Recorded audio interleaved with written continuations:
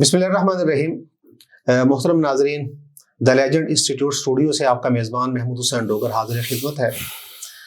हमारा खित्ता इस वक्त इंतहाई कर्ब और जंगी कैफियत से गुजर रहा है। पाकिस्तान इस वक्त अफगानिस्तान के साथ बरसरे पेकार है और हमारा हमसाया ईरान, वहाँ तो आतिश व खून की बारिश बरस रही है। 28 फरवरी अलग सुबह इसराइल और अमेरिका ने अटैक किया ईरान पर और उनके जो रूहानी रहनुमा और राहबर अली खामनेई, उनकी शहादत हुई। ये सिर्फ ईरान के लिए नहीं बल्कि पूरे आलम इस्लाम के लिए एक बहुत बड़ा सानहा है और ये पहली मर्तबा ऐसा हुआ कि किसी मुल्क ने एक टारगेट करके उस मुल्क के जो सबसे बड़े रहनुमा उसको हिट किया और उसको हलाक किया। अब ये इतना बड़ा सानहा है जो सिर्फ ईरान तक इसके असरात महदूद नहीं है बल्कि पूरी दुनिया पर इसके असरात पड़ेंगे और सबसे ज़्यादा स्पेशली पाकिस्तान उस पर इसके असरात पड़ सकते हैं। तो क्या आगे हो सकता है, क्या सिनेरियो बन सकता है, इस पर हमने गुफ्तगू करने के लिए आज अपने स्टूडियो में मदऊ किया है प्रोफेसर मोहम्मद खान साहब को, जो एकेडमिक हेड हैं the legend institute of management sciences के। इसके साथ साथ आप कालम निगार हैं, तज़िया निगार हैं। कौमी और बैनुल अक़वामी हालात पर आपकी ख़ास नज़र रहती है, उस हवाले से आप अपने कालमों में भी अपने मौक़िफ़ का इजहार करते हैं और मुख्तलिफ चैनल्स पर जाकर भी आप अपना तज़िया पेश करते हैं। तो हमने आज दावत दी अपने स्टूडियो में। सर, आपका बहुत शुक्रिया, आप तशरीफ़ लाए, बहुत मेहरबानी आपकी। थैंक यू, जज़ाकल्लाह। सर, ज़रा बताइएगा हमारे नाज़रीन को कि ये जो सानहा पेश आया और अमेरिका और इसराइल ने ईरान पर अटैक करके उनके रूहानी रहनुमा अली खामनेई को शहीद किया, इसके क्या असरात मुरतब हो सकते हैं? महमूद डोगर साहब, बहुत शुक्रिया आपका, आपने स्टूडियो में मुझे मदऊ किया और एक बड़ी सैर हासिल गुफ्तगू करने के लिए यहाँ पे मौका फराहम किया मुझे। देखें, जैसे कि आपने थोड़ा सा अपने इंट्रोडक्शन में ब्रीफ किया है, पहले से आपने इसके ऊपर रोशनी डाली कि इस वक्त खित्ता जो है खून और आग की लपेट में है। हमें थोड़ा सा इसमें बैकग्राउंड में जाने की ज़रूरत है कि आपका जो दुश्मन है उसके मकासद क्या हैं। जब हमें मकासद का इल्म होगा, डेफिनेटली हम उसके बाद उसके जो आउटकम है और रिजल्ट्स के ऊपर बात कर सकेंगे।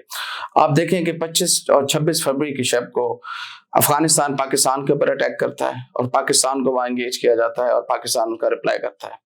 एट द सेम टाइम उसी दौरानिये में मोदी विजिट करता है इसराइल को और वहाँ पर उनका गठजोड़ सबके सामने आता है। वो एक दूसरे के साथ डिस्कस करते हैं, ओपनली चीज़ों को डिस्कस करते हैं और उसके बाद 28 को हमला हो जाता है तकरीबन 11:30-12 बजे के अराउंड इस ईरान के ऊपर। आप ये देखें, ये पूरे नेक्सस को समझने की ज़रूरत है।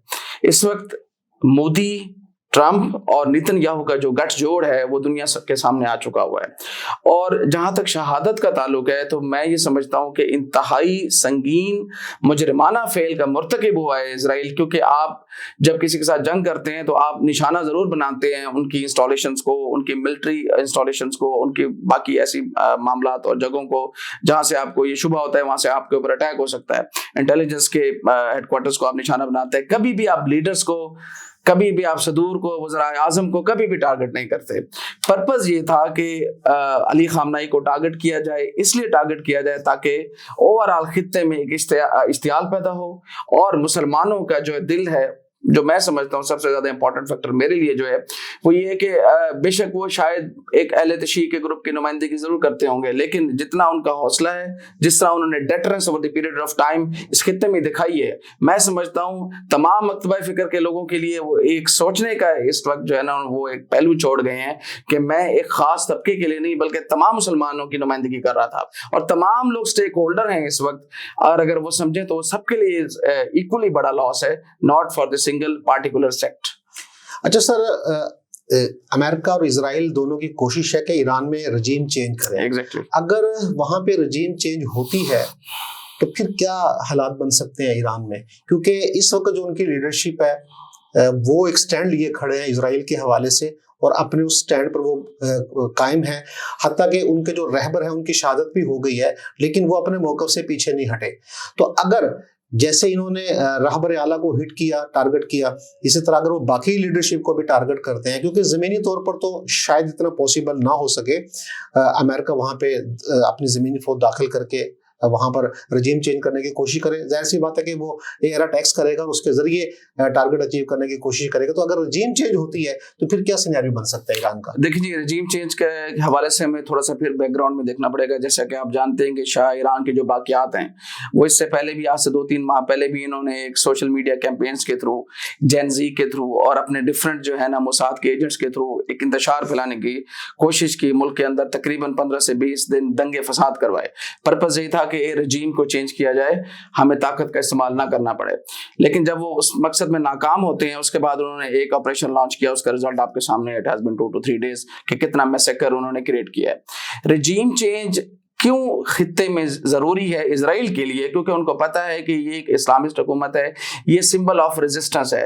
पैलेस्टाइन के मैटर के ऊपर ये कभी भी अपना स्टांस जो है वो नहीं छोड़ेंगे, कभी भी अपना क्लेम जो है उससे दस्तबरदार नहीं होंगे। अच्छा, अगर हम ये देखें ना कि तकरीबन 57 मुस्लिम कंट्रीज हैं, 57 मुस्लिम ममालिक, तो उनमें से कोई मुल्क भी उस तरह स्ट्रांगली स्टैंड नहीं इजराइल के खिलाफ लिया किसी मुल्क ने जितना स्ट्रांगली स्टैंड ईरान और उसकी लीडरशिप ने लिया। तो शायद ये भी एक रीजन हो सकती है कि वो रजीम चेंज करने की तरफ। Exactly, this is the only reason. वही मैं आपसे अर्ज कर रहा हूँ कि बाकी जो जितने भी ममालिक हैं, अरबी ममालिक हैं, उन्होंने तो अपनी बेसिस दे रखी हैं। आप देख रहे हैं कि नेबरहुड में जो Iran at the same time हमला कर रहा है अपने साथ साथ, इसराइल के साथ साथ अपने मुख्तलिफ, कुवैत में, ओमान में, बहरीन में, सऊदी अरेबिया में, इवन दुबई में, वो किस लिए अटैक कर रहा है? वो जाहिर बात है इसलिए कर रहा है क्योंकि वहां पे अमेरिकन इंस्टॉलेशंस हैं, अमेरिकन की स्टेक शामिल है। तो जाहिर बात है ऐसे ममालिक जो स्टेक रखते हैं वो किस तरह सिंबल ऑफ रेजिस्टेंस होंगे? तो खित्ते में जो सिंबल ऑफ रेजिस्टेंस है वो डेफिनेटली सिर्फ ईरान है, और कुछ ना कुछ ईरान की प्रॉक्सीज हैं जो कि मिस्र में भी मौजूद हैं, जो आपने देखा कि शाम में भी कुछ अर्सा पहले तक थी, और उसके अलावा हिजबुल्लाह की शक्ल में आपको लेबनान में नजर आती हैं। तो डेफिनेटली एक सिंबल ऑफ रेजिस्टेंस है। इसके लिए इसराइल को ये जो है ना रजीम चेंज करना इसराइल के हक में इसलिए बेहतर है। अगर ये चीजें उसके लिए स्ट्रीमलाइन हो जाएंगी, डेफिनेटली इसराइल को खित्ते में खुलकर खेलने का और ग्रेटर इसराइल बनने का जो ख्वाब है वो पूरा करने के लिए मौके फराहम हो सकेंगे। अच्छा, जैसे अभी आपने जिक्र किया कि ईरान ने जवाबन अटैक्स किए हैं मिडिल ईस्ट के मुख्तलिफ ममालिक में, सऊदी अरब पर अटैक हुआ है, इसी तरह कतर में है और यूएई के अंदर है।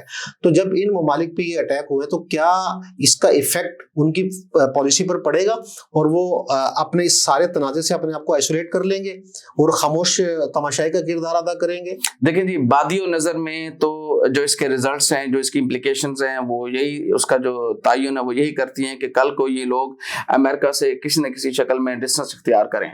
जो ईरान की जो स्ट्रेटेजी थी इन पर अटैक करने की, उसका पर्पस भी यही था कि जो हमारे खिलाफ बेसिस इस्तेमाल हो रही हैं हमारे नेबरहुड्स में, उनको हम इसलिए टारगेट कर रहे हैं ताकि फ्यूचर में ये दोबारा आलाकार न बन सकें हमारे खिलाफ ऑपरेशन करने के लिए।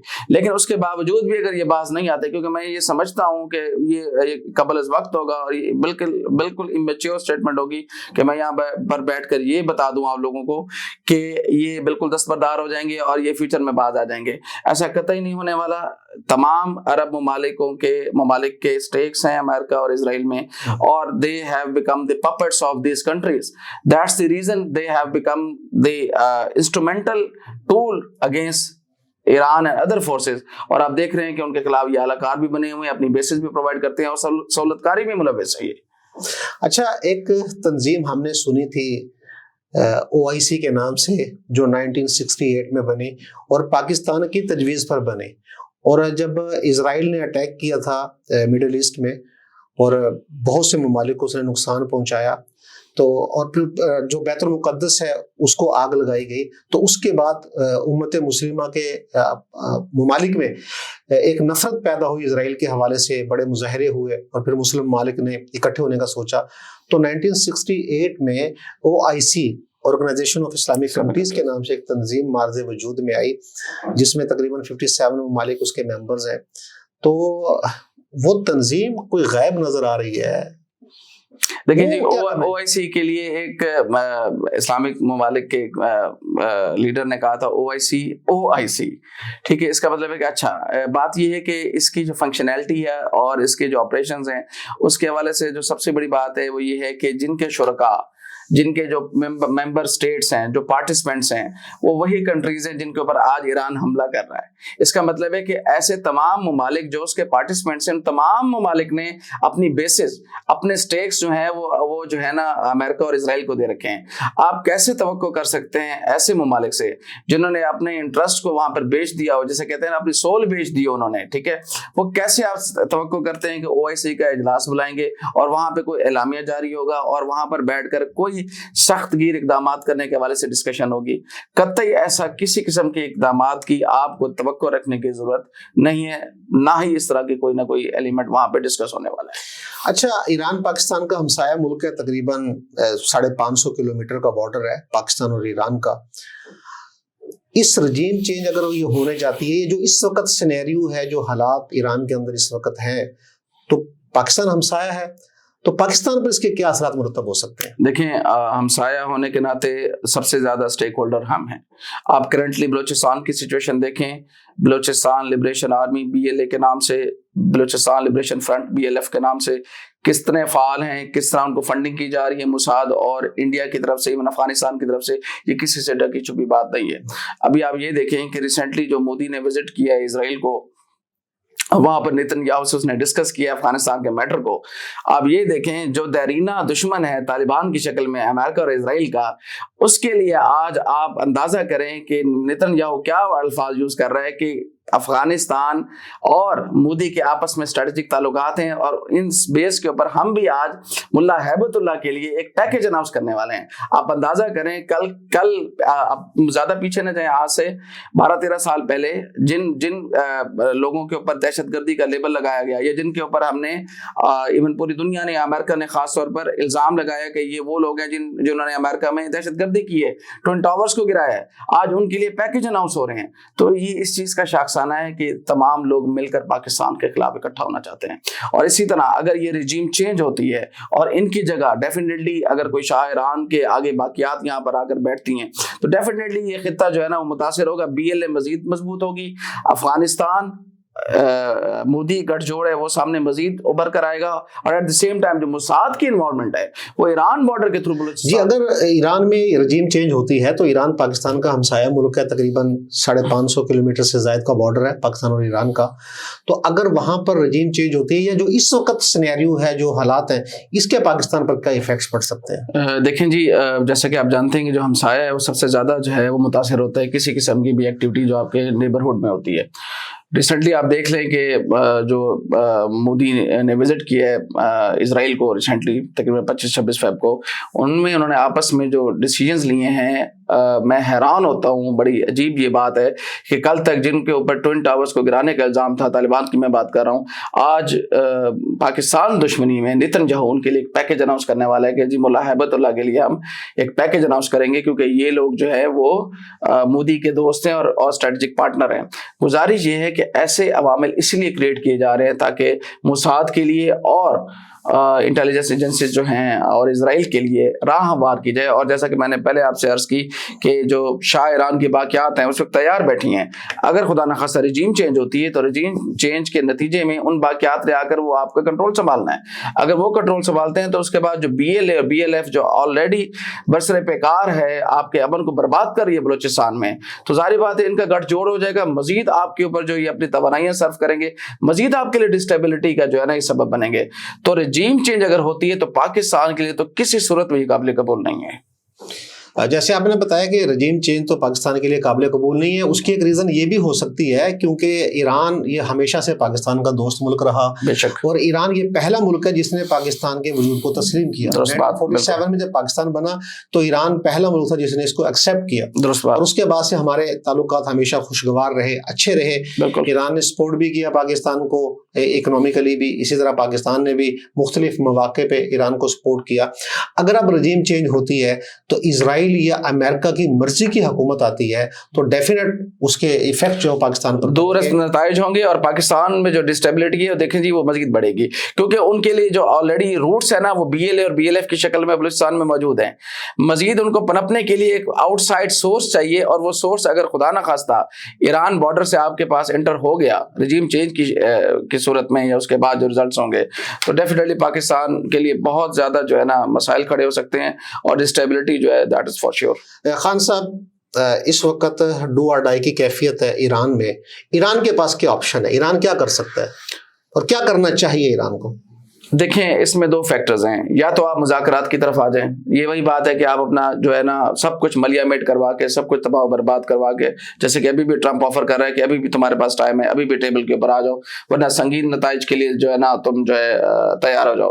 اس میں دو آپشنز ہیں، یا تو آپ اگین سب کچھ چھوڑ چھاڑ کے جی ہو گیا ٹھیک ہے، آپ کپڑے جھاڑ کر ٹیبل کے اوپر آ جائیں، اور اس کے علاوہ جو ہے نا اور اپنی جو ڈیل ہے وہ بھی اپنے ٹرمز کے اوپر نہیں، اگین اسی اسرائیل اور اسی ٹرمپ کی ٹرمز کے اوپر اس ڈیل کو لے لیں اور وہاں سے آپ چلتے بنے۔ یا دوسری آپشن یہ ہے کہ آپ کے پاس جو وسائل موجود ہیں over the period of time, جو اسٹرینتھ آپ نے اکومولیٹ کی ہے بیلسٹک میزائلز کی شکل میں، ایمونیشن کی شکل میں، اور مختلف اسلحہ اور بارود کی شکل میں، اس کو آپ اپلائی کریں۔ دس از دی رائٹ ٹائم۔ دیکھیں اگین جیسے آپ نے پہلے عرض کیا کہ ڈو اینڈ ڈائی کی سچویشن ہے، تو میرا نہیں خیال کہ اس سچویشن میں آپ مذاکرات کریں گے، اور مذاکرات کرنے کی کا کوئی جواز اس وقت موجود بھی نہیں ہے۔ دس از the right time to show maximum deterrence and attack wherever possible۔ جی ناظرین، جیسے آپ نے سنا کہ پاکستان کے لیے اس وقت مسائل کریٹ ہو رہے ہیں، کیونکہ ظاہر سی بات ہے کہ جب ایک ہمسایہ ملک میں اس طرح کی سچویشن ہو تو ہمسایہ ملک جو ہے وہ اس سے متاثر بغیر نہیں رہ سکتا۔ اور اس وقت جو اسرائیل نے یہ اٹیکس کیے ہیں، ایران پر حملہ آور ہے، تو یہ معمول کے جو اٹیکس وہ پہلے کرتا رہا ہے اس سے بالکل ڈیفرنٹ اور مختلف ہے۔ پہلے ممالک میں جب اس نے اٹیکس کیے تو اس میں ان کی جو ٹاپ لیڈرشپ تھی اس کو ٹارگٹ نہیں کیا، اپنے جو ملٹری اہداف تھے اس کو اس نے اچیو کرنے کی کوشش کی، لیکن اس بار اس نے ایران کے جو رہبر تھے اور سب سے بڑے جو ان کے رہنما اور روحانی شخصیت تھی علی خامنائی، اس کو ٹارگٹ کیا، اس کو شہید کیا۔ اور ظاہر سی بات ہے کہ جب وہ اتنی ہائی ویلیو ٹارگیٹڈ اچیو کر گیا تو اس کے بعد کی جو لیڈرشپ ہے تو اس کے لیے بھی پھر مسائل ہیں۔ تو ظاہر سی بات ہے کہ یہ عام اٹیک نہیں، اور بڑے مسائل اور بڑی مشکلات ہیں۔ اور پاکستان کیونکہ ہمسایہ ملک ہے تو پاکستان تو آلریڈی افغانستان کے ساتھ اس وقت حالت جنگ میں ہے۔ ہمارا جو شمال مغربی بارڈر ہے وہ اس وقت وہاں پر جنگ چل رہی ہے، اور ادھر سے یہ جنوب کا بارڈر یہ ایران کا جو کے ساتھ جو اٹیچ ہے یہ بھی متاثر ہو گیا، تو پاکستان کے لیے مسائل کریٹ ہو رہے ہیں۔ اللہ ہمارا حامی و ناصر ہو، اللہ پاکستان پر اپنا فضل کرے، اور نہ صرف پاکستان پر بلکہ امت مسلمہ پر اللہ اپنا فضل کرے۔ اور ہماری جو آرمی ہے ظاہر سی بات ہے کہ اس وقت وہ بھرپور ہوشیار ہے اور نظر رکھے ہوئے ہے ملکی حالات پہ بھی اور غیر ملکی حالات پر بھی، انٹرنیشنل معاملات پر بھی، اور اس میں وہ ظاہر سی بات ہے کہ بڑے سوچ سمجھ کر وہ قدم اٹھا رہے ہیں۔ بس ہمیں اللہ سے دعا گو رہنا چاہیے، اللہ اپنے حفظ و امان میں رکھے اور ملک عزیز پر اپنا رحم اور کرم فرمائے۔ خان صاحب آپ کا بہت شکریہ، تھینک یو ویری مچ بہت شکریہ، اور آپ نے بڑی مفید گفتگو کی اور بڑی اہم معلومات ہمارے ناظرین کو شیئر کی۔ اپنا بہت سا خیال رکھیے گا، اسی کے ساتھ اپنے میزبان کو اجازت دیجیے گا۔ السلام علیکم۔